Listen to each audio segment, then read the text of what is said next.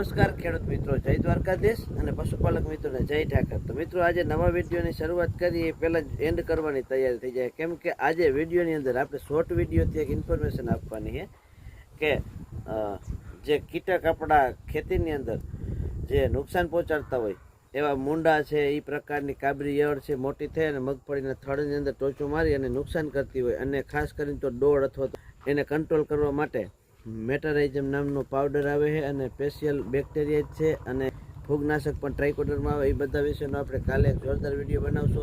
તો જે કોઈને આવી તકલીફ હોય ના હોય તો એ 40 થી 45 દિવસની મગફળી હોય એને જરૂરથી આનો ઉપયોગ કરવાની હું સૂચના આપીશ। અને ખરેખર મેં મારી હગી આંખે જ્યારે બેક્ટેરિયા એમાં સજીવ થતા જોયા ને ત્યારે થોડોક વિશ્વાસ આવ્યો કે આ તો કરવા જેવું છે। ટ્રાઇકોડરમાં તો આપણે ઘણી વખત વાપરેલું છે, પણ આ મેટારાઇઝમ પહેલી વખત વાપરી છે। તો આવજો, આજે બસ એટલું, કાલે ફરી મળીશું નવા વિડીયો।